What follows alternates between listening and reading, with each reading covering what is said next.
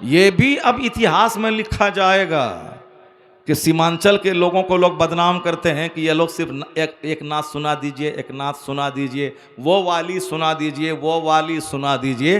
अब एक नए अहद का आगाज हुआ है कि नहीं, हदीस सुना दीजिए। क्या बात है, वाह सुभान अल्लाह, सुभान अल्लाह। वाह वाह। साहब आज पहली बार मैं यहाँ देख रहा हूँ कि मैं 1 से लेकर 1.5 घंटे तक खिताब कर चुका हूँ मैं, उसके बावजूद लोग कहते हैं कि नहीं वो हदीस सुना दीजिए आपने जो सुनाने का वादा किया है। अब सारा हिंदुस्तान देखे कि सीमांचल में कितनी बड़ी तब्दीली आई है कि अब फला शेर सुनाने की गुजारिश कम हो रही है, हदीस सुनाने की गुजारिश ज्यादा हो रही है। 5 मिनट या 10 मिनट के अंदर यह हदीस ख़त्म हो जाएगी और उसके बाद आपकी मर्जी रहेगी, आप चले जाना।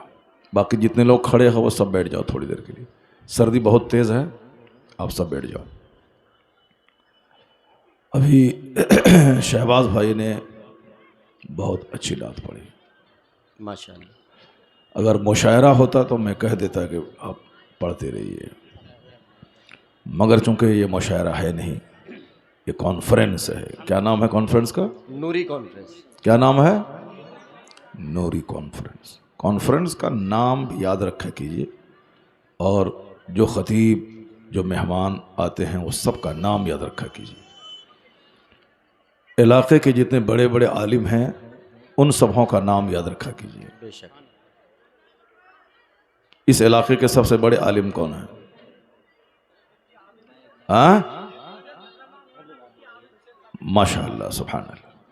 माशा। इस इलाके के सबसे बड़े आलिम अल्लामा मौलाना मुफ्ती मोहम्मद आबिद हुसैन साहब हैं, सुभान अल्लाह, बहुत अच्छी बात है। एक वक्त था, एक बुजुर्ग थे, पहले कहानी में तो सुनाता हूँ, उसके बाद फिर वो हदीस सुनाता हूँ। मेरी माँ बहन बेटियाँ सारे लोग सब पर्दे में बैठकर गौर से सुने, बस एक बात सुने फिर चले जाए। लंबी तकरीर आज नहीं करूँगा मैं, चूँकि कल रात बहुत लंबी तकरीर मैं कलकत्ता से आगे पासकुड़ा में कर चुका हूँ। अब परसों रात बहुत कड़ाके की सर्दी, और उसके बावजूद सारा मजमा चला गया, मगर मैं बोलता रहा। तो चूँकि कई रातों से बोल के थक चुका हूँ, इसलिए अभी मुझको निकलना भी है।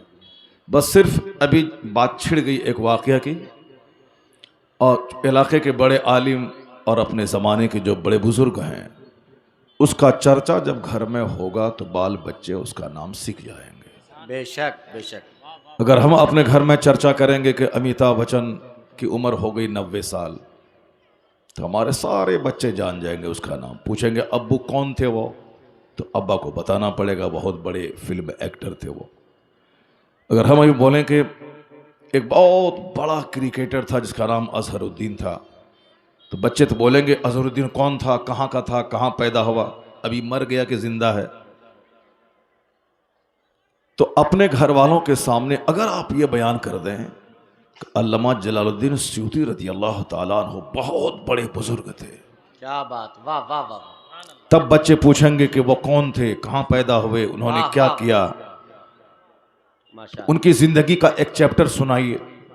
इसलिए हर घर में हर माँ बाप पे लाजिम है कि अपने बच्चों के सामने अच्छे लोगों का चर्चा करें, माशाअल्लाह माशाअल्लाह, ताकि वो अच्छे लोगों को जान जाएं, उनकी ज़िंदगी पढ़ें, उनकी ज़िंदगी से नूर हासिल करें। क्या बात, बहुत अच्छा। मुफ्ती आबिद साहब इस इलाके के बड़े आलिम हैं, तो बड़े आलिम का मतलब ये हुआ कि हम चाय की दुकान पे बैठ के उनकी बुराई करें। बड़े आलिम का मतलब हुआ कि उनके पास गाहे बगाहे जाके दीन सीखा करें। क्या बात, बहुत अच्छा। उनके पास जाके बोलें कि साहब एक बदअकीदों का बड़ा इज्तिमा होने वाला है, वहाँ जाएं कि नहीं जाएं। वाह वाह वाह वाह वाह वाह वाह वाह वाह, माशाअल्लाह। अब अगर वो कह दें आपको कि नहीं, अगर वहाँ गए तो तुम्हारा दीन खतरे में पड़ जाएगा। अगर तुमने उनको साहिब ईमान समझ के उनके पीछे नमाज पढ़ लिया तो तेरा दीन ख़त्म, अगर बीवी वाला है तो निकाह ख़त्म। अल्लाह अल्लाह। ऐसे ही मेला देखने के लिए कोई चला गया दीपावली होली में, मेला देख लिया चला आया, अगरचे गुनाह है लेकिन ईमान खतरे में नहीं पड़ेगा। लेकिन अगर उनके मेला में शौक से उनकी शान बढ़ाने के लिए अगर चला गया तो दीन खत्म, निकाह वाला है तो निकाह खत्म। अल्लाह अल्लाह। जनाजा हो रहा था, दाढ़ी टोपी वाला है, मुसलमान होगा, खड़े हो गए, नहीं तहकीक की, नहीं जाना कि वो शिया है कि राफिजी है कि नजदी है, मुसलमान समझ के पढ़ लिया, कोई खबर नहीं थी तो चलो ठीक है पढ़ लिया। बाद में मालूम हुआ कि नहीं, वो तो नबी को गाली देने वाला था, तो अब वो तौबा इस्तिग़फ़ार कर ले, कोई टेंशन नहीं, तौबा कर ले, माफ़ हो जाएगा। लेकिन अगर जान लिया कि ये गुस्ताख़ रसूल है, उसके बावजूद उनके जनाजे की नमाज पढ़ लिया, उनको मुसलमान समझकर, दीन ख़त्म, निकाह वाला है तो बीवी ख़त्म। अल्लाह अल्लाह। और निकाह ख़त्म तो अब उसके बाद बीवी हो गई अजनबी, अब उनसे सोहबत करना हराम। अगर सोहबत करके बच्चा पैदा हुआ तो वलदु जना वलदुल हराम। अल्लाह अल्लाह। हल्के में इस मैटर को मत लिया कीजिए, बहुत दीन से जुड़ा हुआ मैटर है, दीन से जुड़ा हुआ है। दाढ़ी मूंडना हराम है, ठीक है, कोई दाढ़ी मूंड रहा है, हराम कर रहा है, काफिर नहीं है, वो काफिर नहीं है। लेकिन अगर कोई इस दाढ़ी की सुन्नत का मजाक उड़ाया, बोला भाई ये सब कुछ नहीं चलेगा, कुछ नहीं है, तो इसका मजाक उड़ाने की वजह से दीन खत्म। एक बंदा नमाज नहीं पढ़ रहा है, गुनहगार है, एक वक्त की नमाज छोड़ना हराम और गुनाह कबीरा है, बड़ा गुनाह। एक वक्त की नमाज छोड़ना हराम और गुनाह कबीरा है। ऐसा नहीं कि ये ऑप्शनल चीज़ है, पढ़ लिया तो ठीक है, नहीं पढ़ा तो ठीक है, या बुढ़ापे का काम है, या काम बूढ़े का है या मौलवी का है। हर मुसलमान, मर्द औरत, आकिल बालिग जवान शहरी देहाती, सब पर फर्ज है। जिंदा रहने के लिए जैसे खाना ज़रूरी है, वैसे मुसलमान रहने के लिए नमाज पढ़ना ज़रूरी है। अगर खाना नहीं खाएं तो मर जाएंगे, उसी तरह नमाज नहीं पढ़े तो दीन मर जाएगा। समझ रहे हैं आप? मन तरका सलात मुतअम्मदन फ़क़द कफ़र, जो जानबूझकर नमाज तर्क किया, कुफ्र किया उसने। बेनमाजी का हश्र फिरौन के साथ होगा, हदीस में आया, मुस्नद अहमद शरीफ की हदीस में आया, बेनमाजी का हश्र फिरौन के साथ। टोपी पहनना फर्ज नहीं है, नमाज पढ़ना फर्ज है। दाढ़ी रखना उतना बड़ा फर्ज नहीं है जितना बड़ा फर्ज नमाज पढ़ना। क्या मुफ्ती साहब है ना? हाँ। मगर दाढ़ी है, नमाज नहीं। इसका मतलब है कि बंदा नहीं समझ रहा है कि नमाज पढ़ना क्या है, दाढ़ी रखना क्या है। टोपी सर पे है, नमाज नहीं है, इसका मतलब है कि वो टोपी दो पैसा कमाने के लिए पहन रहा है, वरना टोपी खोल के फेंक देगा। वो पहनना कोई फर्ज वाजिब नहीं है, अच्छा काम है, लेकिन टोपी है, नमाज नहीं है। इसका मतलब कि टोपी नहीं रखेगा तो 2 टका नहीं मिलेगा उसको। ये टोपी 2 टका के लिए है। अगर वो ये जान ले कि नमाज नहीं पढ़ूं तो मैं मुसलमान नहीं रहूंगा, टोपी नहीं पहनूं तो लोग मौलवी मुझको नहीं समझेगा, तो वो दोनों काम करेगा, टोपी भी पहनेगा और नमाज भी पढ़ेगा। पढ़ेगा नहीं पढ़ेगा? अब सुनिए, एक है नमाज छोड़ना, हराम है, बड़ा गुनाह है, बहुत बड़ा गुनाह। इस माना कर शराब पीने से बड़ा गुनाह। अब हमसे पूछे कैसे? एक आदमी शराब पीता रहा 5 साल, तौबा कर लिया, इलाही अब मैं शराब नहीं पीऊंगा। तौबा करने की वजह से अल्लाह ताला उसके गुनाह को माफ कर देगा। सच्ची तौबा किया, जैसे गाय के थन से दूध निकला, फिर दोबारा थन में दूध वापस नहीं जाएगा। शराब से तौबा कर लिया, चाहे 10 साल पीता रहा, वो कहा कि अब मैं नहीं पीऊंगा, वाकई मरते दम तक नहीं पिया, तौबा पर कायम रहा, तो वो गुनाह उसके 10 साल शराब पीता रहा, अल्लाह माफ़ कर देगा। अत्ताइबु मिन ज़म्बि कमन ला ज़म्ब ला। गुनाहों से तौबा करने वाला ऐसा है जैसे उसने गुनाह ही नहीं किया। ए लड़का, ए बाबू, बैठ जाओ। बस सिर्फ एक वाकया जो मुँह से निकल गया, मेरा प्लान मेरा नहीं था पहले का, वो वाकया और एक हदीस जो मैं सुनाने जा रहा हूँ, इसी 2 को सुन के आप लोग चले जाइएगा। उसके बाद फिर आप मत बोलिएगा आगे तकरीर करो, अगर कहिएगा तो फिर इंशाल्लाह मैं करूँगा, मगर ये 2 चीज़ सुन के जाना है। एक औरत नहीं उठेगी अपनी जगह से, ये दोनों बात सुन के जाएगी। और इस गांव, क्या नाम है इस गांव का? दोदरा। हाँ, दोदरा। हमारे मौलाना निजामुद्दीन साहब माशाअल्लाह, ये जलसा हम दावत दिए थे, एक बार मैं नहीं गया था, इसलिए अंदर से बहुत नाराज़ है हमसे। अब जलसा में दावत ही नहीं दे रहे हैं ये, तो अब मुफ्ती निजामुद्दीन साहब किबला अब दावत दीजिएगा, फिर इंशाल्लाह आएंगे, आएंगे। वो जो नुकसान हो गया इंशाल्लाह, और अगर तकलीफ़ दिल से पहुंची होगी तो उसको माफ़ कर दीजिएगा। उसको होता है ज़िंदगी में, ऐसा कभी होता है, दावत लिया नहीं आ पाया, ऐसा होता है। हालांकि मेरे ताल्लुक़ से मशहूर है 99% कि दावत हो गई तो बस पक्का। इसीलिए आज आपको आज कई बार फ़ोन किया इसने, सुबह से कई बार फ़ोन किया आपको, जो दावत दिया था आपको। शायर लोगों को जलसा वाला 10 बार फ़ोन करता है, आए आप आ रहे कि ना आ रहे, कहाँ पहुँचे, कहाँ गाड़ी। हमको जलसा वाला आज एक बार फ़ोन नहीं किया है, एक बार फ़ोन नहीं किया, एक बार भी नहीं किया। हाँ अच्छा, तो मुफ्ती साहब भी शाम में फ़ोन किए हैं, सुबह कहाँ से आए, गाड़ी छूटी कि नहीं छूटी, फ़्लाइट छूटी। कल असद इकबाल से मेरी मुलाकात हुई रेलवे स्टेशन में कलकत्ता में, वो बोले मेरी फ़्लाइट छूट गई, तो अब ये शताब्दी लेने के लिए हम आ गए हैं। ऐसा होता है। हम लोग इलाहाबाद स्टेशन पे हम बैठे थे, 1 घंटा फ़्लाइट लेट है, कार से आप भी थे उसमें, उस जलसे में औरंगाबाद में पिछले साल 25 जनवरी को।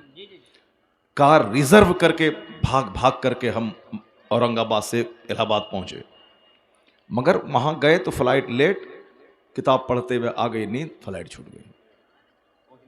वहाँ पूना एयरपोर्ट पे गाड़ी लेके लोग पहुँच गए। हम यहाँ से फ़ोन किए कि हम एयरपोर्ट आ गए हैं, बहुत कुहासा था, मगर कार लेके ड्राइवर को मैंने कहा जितनी स्पीड में हो तुम चलाओ, पहुँच गए एयरपोर्ट। अब पता चला फ़्लाइट 1 घंटा लेट है। मैंने कहा चलो 1 घंटा 2 घंटा 3 घंटा लेट हो, मगर पहुँच तो जाएंगे। वहाँ वो पहुँच गया, यहाँ हम पहुँच गए, फ़ोन से बात हो गई। अब इसको क्या कीजिएगा। मुफ्ती हम्माद साहब से मुलाकात हो गई, बात होने लगी। पहले तो किताब पढ़ते पढ़ते लेट गए, अब जब देखा वहाँ बोर्डिंग शुरू है, निकले, उनसे बात होने लगी, फ़्लाइट छूट गई, दरवाज़ा बंद। अब चाहे 1 करोड़ रुपया दीजिए, दरवाज़ा नहीं खुलेगा। तो अब इसको हम क्या कर सकते हैं। इत्तेफाक की बात है, बंदा के चाहने से क्या होता है, वही होता है जो मंजूर खुदा होता है। अल्लाह तबारक व तआला हम सबों को दीन सुनने और समझने की तौफीक अता फरमाए। बस सिर्फ वो बात मुकम्मल कर लूँ, एक है शराब पीता रहा 10 साल तक, तौबा किया, अल्लाह माफ़ कर देगा। मगर तौबा की नीयत से नहीं पीते रहना है कि चलो तौबा कर लेंगे कल अगर मर गए तो क्या होगा, फिर तौबा भी नहीं कर पाएंगे। अगर कोई पिया, दिल टूटा, तौबा किया, अल्लाह माफ़ कर देगा। लेकिन सुनिए, नमाज फ़र्ज हुई 15 साल में, कोई नमाज शुरू किया 25 साल में, वो तौबा किया कि अब हम नमाज नहीं छोड़ेंगे, और ज़िंदगी भर नमाज पढ़ता रहा मरते दिन तक। लेकिन ये 10 साल की जो नमाज उसके ज़िम्मे क़ज़ा है, उसको अदा करना पड़ेगा। बात समझे मेरी आप। तो इस एंगल से देखेंगे तो शराब पीने से बड़ा गुनाह है नमाज छोड़ना। बेशक। क्या मुफ्ती साहब, इस नुक्ते नज़र से देखेंगे, 10 साल शराब पिया, तौबा की, गुनाह माफ़, उसके बदले में कुछ नहीं करना है। लेकिन 10 साल अगर नमाज छूटी, 50 हज भी कर लेंगे तो ये 10 साल की नमाज आपको अदा करना पड़ेगा। 100 उम्रा भी कर लेंगे तो आपके 10 साल की नमाज आपको अदा करनी पड़ेगी। इसी को कहते हैं क़ज़ाए उम्री। ये आपके ज़िम्मे से साक़ित नहीं होगी, अदा करना पड़ेगा। अब अगर आपको अदा करना है तो उसका तरीक़ा यही है कि अगर आपकी नमाज 25 साल की छूटी है तो आप सच्ची तौबा करके टाइमली नमाज पढ़िए, उससे पहले या उसके बाद में उस नमाज की क़ज़ा पढ़ लीजिए जो ज़िंदगी में पहले हुई। अगर हर नमाज से पहले या बाद में एक नमाज के पढ़े, 25 साल तक करते रहे, तो 25 साल की नमाज अदा हो गई। जरा जोर से बोलिए ना, अदा हो गई। 25 साल की नमाज अदा हो गई। ए बाबू, तुम लोग क्यों खड़ा है वहां, बैठ जाओ, एक कहानी सुन के जाओ ना। बैठ जाओ, भागना मत, बहुत अच्छे लोग हैं। हाँ, मैं ये कह रहा था कि इस गांव की औरतों की एक तारीख लिखी जाएगी, और सब गांव में 5 औरत तकरीर सुनती है तो बिल्कुल मछली मार्केट की तरह बातें करती है। 5 औरत मर्दों का जीना हराम कर देती है, लेकिन यहां 200 औरत अभी हैं, मगर बात करने की आवाज मेरे कान तक नहीं आ रही है।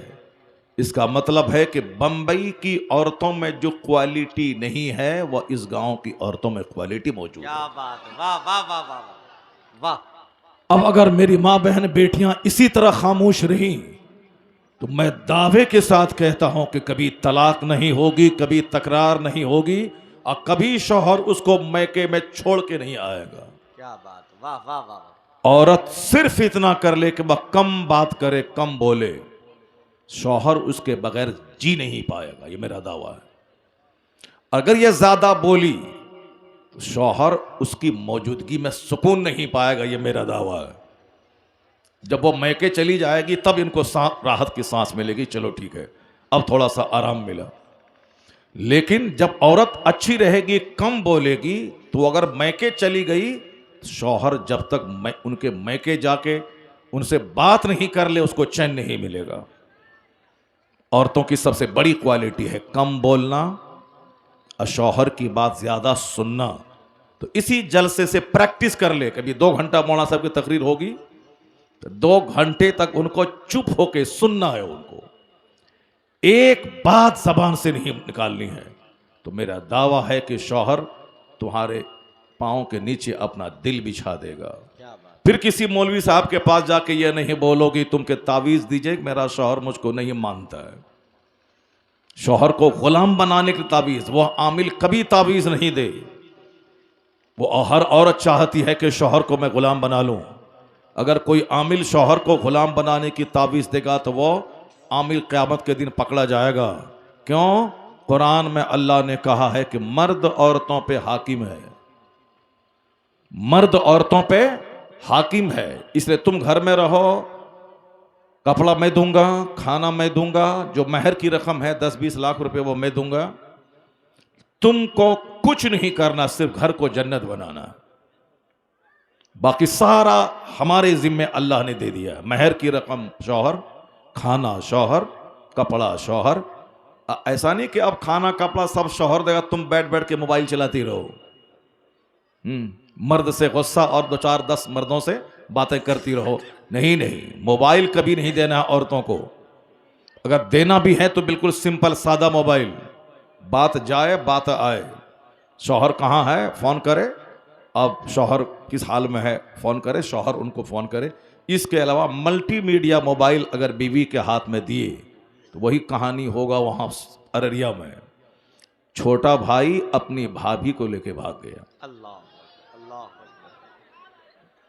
और वही कहानी जो ठाकुरगंज इलाके में हुई कि अपनी बीवी को छोड़ के साली के साथ बहनोई भाग गया। इधर हो रहा है ना, ये सब कुछ होता रहेगा।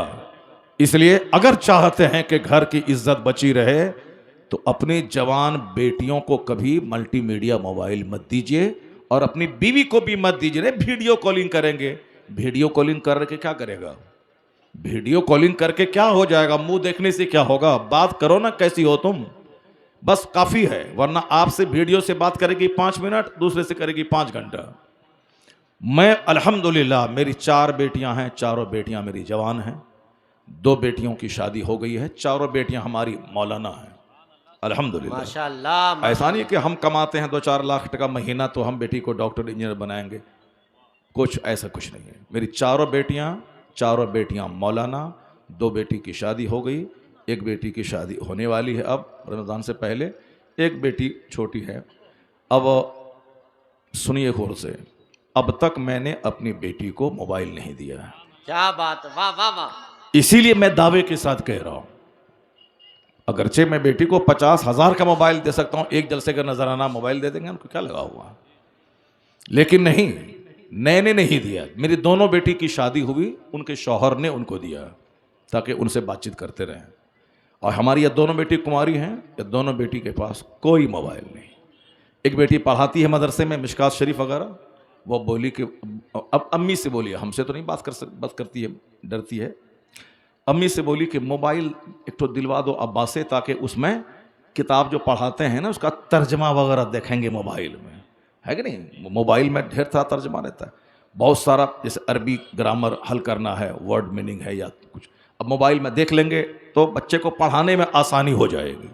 बीवी हमसे बोली कि वो ऐसी बोल रही थी, तो मैंने कहा उनको बोल देना कि किताब की शरह मिलती है, फारसी की पहली से लेके बुखारी शरीफ तक सब किताब की शरह मिलती है, तो मोबाइल में देखने की ज़रूरत नहीं है।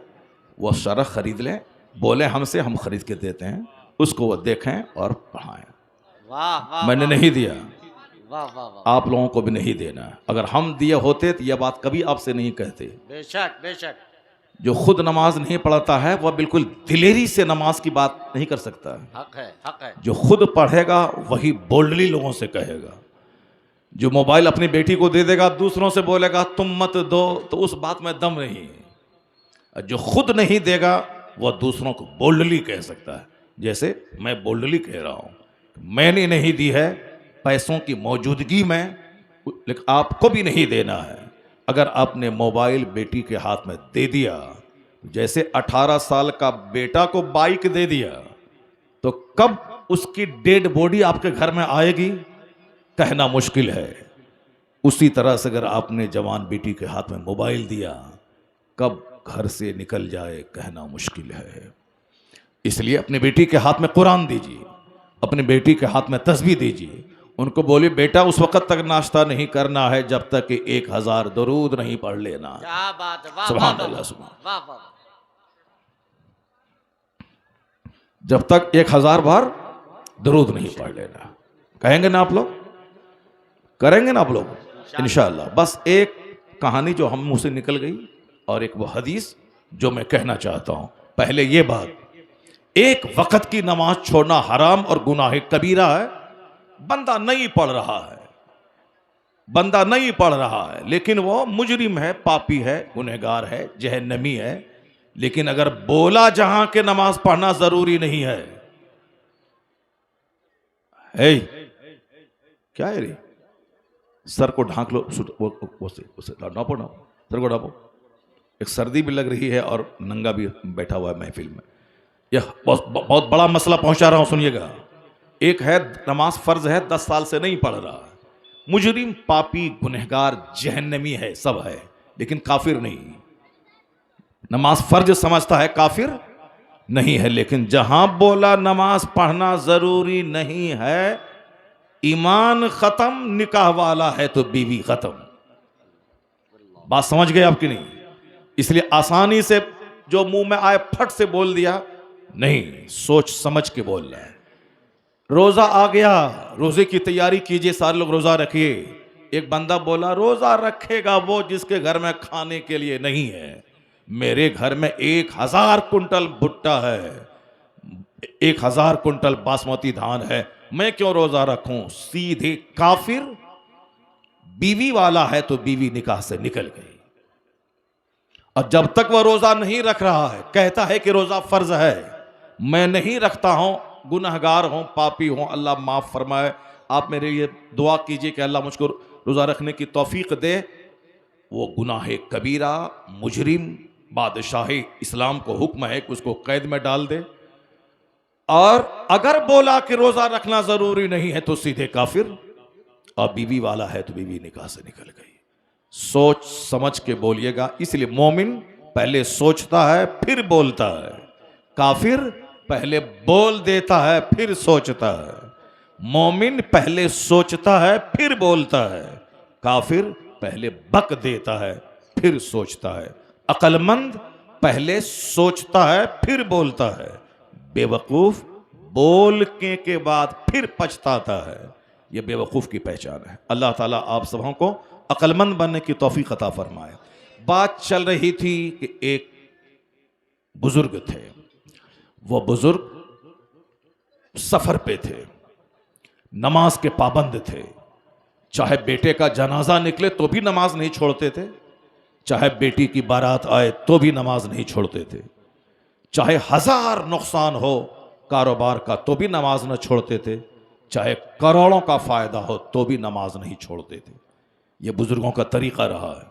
और इसी को कुरान शरीफ में बयान किया गया है कि अल्लाह के नेक बंदे वो हैं, सिलेक्टेड बंदे वो हैं कि वो क्या, कौन सी आयत है वो, कि वो ला युल्हिहिम तिजारतुम वला बैउन अन ज़िक्रिल्लाह, यानी अल्लाह के वो सिलेक्टेड बंदे हैं कि जिसको कोई तिजारत और कोई बिजनेस, कोई खरीदो फरोख्त अल्लाह के जिक्र से उसको रोक नहीं पाए। ये वो अल्लाह के सिलेक्टेड नेक बंदे होते हैं। ला युल्हिहिम तिजारतुम वला बैउन अन ज़िक्रिल्लाह, कोई बिजनेस, कोई तिजारत, कोई खरीदो फरोख्त अल्लाह के जिक्र नमाज से उसको रोक नहीं पाते। वो तो कमजोर किस्म के लोग हैं कि सर्दी का बहाना, गर्मी का बहाना, मौत का बहाना, बच्चे के पेशाब का बहाना, औरतें बच्चे के पेशाब का बहाना, अब बुढ़ापे में बीमारी का बहाना, सारी जिंदगी बेनमाजी रह के मर गई, जहन्नम चली गई। हुजूर फरमाते हैं कुम तो अला बाबिल नार, मैं जहन्नम के दरवाजे पे खड़ा हुआ, फराई तो अक्सर अहले हन्निसा। मुफ्ती साहब के बिला हुजूर फरमाते हैं कि मैं जहन्नम के दरवाजे पर जब मैं खड़ा होके जहन्नम में झांक के देखा तो देखा कि अक्सर जहन्नमी औरतें थी। अल्लाह समद, अल्लाह। ये बहुत मोतबर हदीस है, ये मुस्लिम शरीफ की हदीस में है। हुजूर जब मेराज की रात में गए, जन्नत और जहन्नम की सैर आपने की, तो हुजूर जन्नत के दरवाजे पे खड़े होकर के, ए बाबू, ए कहां जा रहे हो भाई, वो सुनो ना, वो वाकया और हदीस नहीं सुनोगे, बताओ, लंबी चौड़ी तकरीर भी नहीं करना है मुझको आज, बस सिर्फ एक वाकया, एक हदीस, और उसके बावजूद ही जा रहा है, पता नहीं क्या मसला है। चलिए, एक आदमी अगर चला गया तो कोई खास बात नहीं है, बाकी आप 1000 लोग बैठे हुए हैं, तो जाने वाले का शिकवा नहीं, जो बैठे हैं उसको मैं दाद देता हूं, उसकी मैं तारीफ करता हूं। अल्लाह ताला आप सबों को नेक रखे। यहाँ लोग जो मौलाना नहीं आया, उठते बैठते उसी की शिकायत है, वो नहीं आया, वो नहीं आया, वो नहीं आया। जो 10 आ गया उसको चाय तक ले नहीं पूछ रहा। ये एक बड़ा मसला है, जो नहीं आया उसी का टेंशन है, और जो 10 आ गया उसको ना बैठने के लिए देना है, ना उसको चाय देना है। जो आ गया उसका तो शुक्रिया पहले अदा करो। अगर एक नहीं आया है तो उसका कितना टेंशन लोगे। अब जरा सुनिए गौर से, मैं क्या बोल रहा था, क्या बोल रहे थे अभी? हाँ सुनिए, देखिए मुफ्ती साहब के बिला, ये बच्चे को पढ़ाते हैं, मदरसा चलाते हैं, फिर भी यह ध्यान दिए मौलाना साहब क्या बोल रहे हैं। और आप लोग कभी कभी तकरीर सुनते हैं, फिर भी दिमाग आउट रहता है आपका। कभी कभी हम पूछते हैं कि क्या बोल रहे थे, तो इसलिए पूछते हैं ताकि आप दिमाग प्रेजेंट रहे। तो अब सुनिए गौर से, हुजूर क्या कहते हैं। मेरी माँ बहन बेटियां गौर से सुने, बहुत चकड़ चकड़ चलती है जबान, कैंची की तरह जबान चलती है, जरा सुनो। अगर दिल जिंदा है तो रोते रोते आंख फूल जाएगी। आका क्या फरमाते हैं, जो जन्नत के मालिक हैं, मेराज की रात जब जन्नत और जहन्नम की सैर करने निकले, जहन्नम में जब देखा तो देखा कि अक्सर औरतें जहन्नम में, अक्सर औरतें जहन्नम में। और एक रिवायत और है मुफ्ती साहब के बिला कि सरकार औरतों के बीच से गुजर रहे थे, औरतें बैठी हुई थीं, तो आपने कहा या माशरन निसा, ए औरतों के घरों, सदका तो खैरात करो, क्योंकि मैंने तुझको जहन्नम में ज्यादा देखा है। सदका तो खैरात क्या करो, सदका तो खैरात करने से अल्लाह का गुस्सा, अल्लाह का गजब ठंडा होता है। सदका तो खैरात करना चाहिए। औरतों को चूंकि ज्यादा जहन्नमी है, क्यों, उसका रीजन यह बयान किया गया है कि ये नाशुक्री ज्यादा करती है, नाशुक्री ज्यादा करती है। आपको हमसे ज्यादा तजर्बा होगा, चूंकि हमारे सामने बैठे हुए हैं 70 साल के, हमारे सामने बैठे हुए हैं उधर 60 साल के, और अक्सर ये नौजवान बैठा हुआ, ये नौजवान सुन ले, अगर आज नहीं तो कल तजर्बा आपको हो जाएगा कि 10 साल ईद में लगातार अच्छा कपड़ा दीजिए, 11वें साल ये कहिए कि इस बार आमदनी नहीं है, जो पुराना कपड़ा है उसी को नहा धो के प्रेस करके आज ईद के दिन पहन लेना है।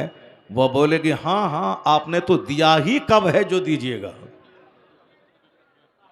आपने दिया ही कब है जो दीजिएगा। बात सही है कि नहीं सही है? बस दिया ही कब है जो दीजिएगा। ये नाशुक्री करती हैं। शौहर के घर में रहती हैं, शौहर के कपड़े पहनती हैं, शौहर का खाना खाती हैं, फिर भी कहती हैं कि तुम कुछ नहीं देते, हमारा बाप बहुत गलत किया कि तुमसे मेरी शादी करवा दी है। तजर्बा है ना? या हाँ हाँ, हम तजर्बा तो है, सबको तजर्बा है, सबको तजर्बा है।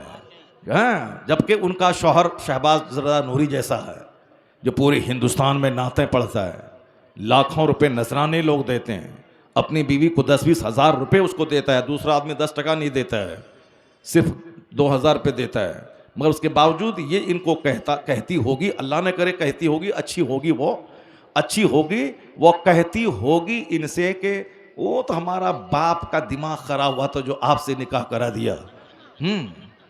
असली का जो इंटरनेशनल चेहरा है, इंटरनेशनल फेस पूरे हिंदुस्तान में सब लोग जानते हैं, उसके बावजूद औरत कदर नहीं करती है कि ये हमारा शौहर इतना बड़ा। मैं एक अखबार पढ़ रहा था, अखबार पढ़ते हुए एक बार वो किशोर, क्या नाम है, किशोर कुमार, जो गायकार है फिल्म का, उसके बारे में एक हिस्ट्री थी कि किशोर कुमार जब मरा और पूरे हिंदुस्तान भर से जब उनकी बीवी के पास फ़ोन आने लगे और फिर खतूत आने लगे, अखबारात में बयान छपने लगा, रेडियो टेलीविज़न अखबारात सब में, उनकी बीवी कहती है कि जब तक मेरा पति जिंदा था मुझको नहीं मालूम था कि इस कदर शोहरत इसकी है।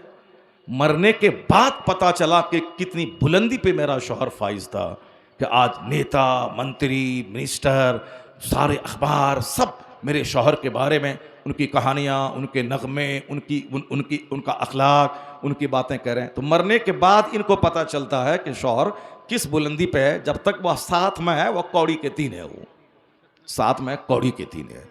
नाशुक्री ज्यादा करती हैं, इसलिए ये जहन्नम में ज्यादा जाती हैं। मेरी माँ बहन बेटियों, खामोश रहना। शौहर 3 रुपए का कपड़ा ला के दे, अगर यकीन नहीं हो तो मेरा तजर्बा सुन ले। तुम इस हालत में जीती हो कि 3,000 का सूट ला के दे, तो तुम कहती हो कि आपको पसंद ही नहीं करना आता है, आपको पसंद करना नहीं आता, पैसा हमको दे दीजिए हम ले लेंगे। वो अपनी पसंद से 200 रुपये में सड़ा हुआ सूट खरीद ले, बहुत तारीफ करेगी, देखिए हम कितना अच्छा खरीदे। उनका भाई 400 रुपये का सड़ा हुआ सूट ला के दे दे, 5 बार बोलती है कि हमारा भाई दिया है, हमारा भाई दिया है, हमारा भाई दिया है। एक बार भी वो अपनी माँ के पास फोन करके नहीं बोलती है इस बार ईद में फला के बाप ने बड़ा जबरदस्त कपड़ा दिया है। नानी मरे कि कभी बोले ऐसी बात ना, कभी नहीं बोले। तो हमको बताए वो कि हम बोलते हैं हजरत, नहीं कभी नहीं होगा ऐसा। उनका भाई सड़ा हुआ सूट दिया तो 10 बार इनको बोलेगी। खाना खाते वक्त देखिए अच्छा लग रहा है कि नहीं लग रहा है, अच्छा लग रहा है कि नहीं लग रहा है कि मेरा भाई दिया है।